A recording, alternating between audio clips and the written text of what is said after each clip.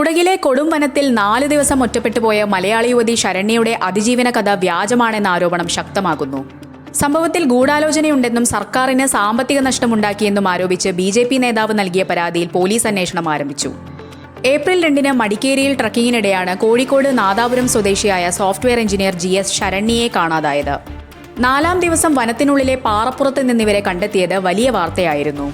എന്നാൽ വന്യമൃഗങ്ങൾ നിറഞ്ഞ കാട്ടിൽ 4 ദിവസം ഭക്ഷണവും വെള്ളവുമില്ലാതെ കഴിഞ്ഞിട്ടും ശരണ്യയ്ക്ക് യാതൊരു ആരോഗ്യ പ്രശ്നങ്ങളും ഉണ്ടായിരുന്നില്ലെന്നതാണ് സംശയങ്ങൾക്ക് വഴിവെച്ചിരിക്കുന്നത്.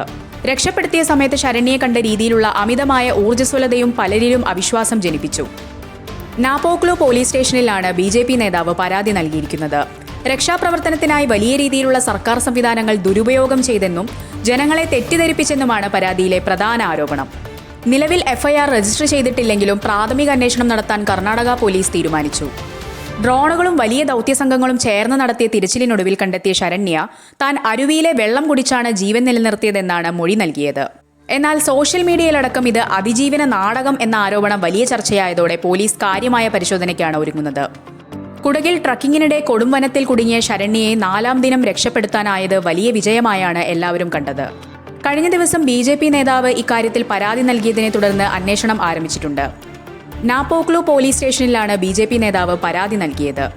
അതിജീവന കഥ വ്യാജമായി സൃഷ്ടിച്ചതാണെന്നും സർക്കാരിന് യുവതി വൻ നഷ്ടം വരുത്തിയെന്നും BJP നേതാവ് പരാതിയിൽ പറയുന്നു. വിഷയം പരിശോധിച്ച് വ്യക്തമായ വിശദീകരണം നൽകണമെന്നും അദ്ദേഹം പോലീസിനോട് ആവശ്യപ്പെട്ടു. FIR രജിസ്റ്റർ ചെയ്തിട്ടില്ലെങ്കിലും പ്രാഥമിക അന്വേഷണം നടത്താൻ തീരുമാനിച്ചിട്ടുണ്ട്. രക്ഷാപ്രവർത്തനത്തിന് ശേഷം ശരണ്യയുമായി സംസാരിച്ചപ്പോൾ സംശയം തോന്നിയില്ലെന്നും എന്നാൽ പരാതി ഉയർന്ന സ്ഥിതിക്ക് വിശദമായ പരിശോധന നടത്തുമെന്നും രക്ഷാപ്രവർത്തന സംഘത്തിലുണ്ടായിരുന്ന പോലീസ് ഉദ്യോഗസ്ഥൻ പറഞ്ഞു. കോഴിക്കോട് നാദാപുരം സ്വദേശിയും സോഫ്റ്റ്വെയർ എഞ്ചിനീയറുമായ GS ശരണ്യ എന്ന 36-കാരി ഏപ്രിൽ 2-നാണ് മടിക്കേരിയിൽ നിന്നുള്ള ട്രക്കിങ്ങിനിടെ വഴിതെറ്റിയത്. ഉടൻ തന്നെ അവർ താമസിച്ചിരുന്ന ഹോം സ്റ്റേയിൽ വിവരമറിയിച്ചതാണ് ശരണ്യ വഴിതെറ്റിയ സ്ഥലത്തെക്കുറിച്ചുള്ള ഏകദേശ ഊഹം രക്ഷാപ്രവർത്തകർക്ക് ലഭിച്ചത്. വഴിതെറ്റിയതായി സന്ദേശം അയച്ച സ്ഥലത്തുനിന്ന് 4.5 കിലോമീറ്റർ ഉൾക്കാട്ടിലെ പാറപ്പുറത്താണ് രക്ഷാപ്രവർത്തകർ ശരണ്യയെ കണ്ടെത്തിയത്.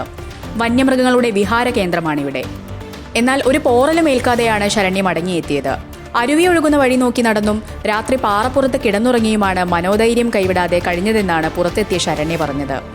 ഡ്രോണുകളുടെ ശ്രദ്ധയിൽപ്പെടാനായി തുറന്ന സ്ഥലത്ത് ചെലവഴിക്കുകയും ഇടയ്ക്ക് കൂകി വിളിക്കുകയും ചെയ്തിരുന്നു.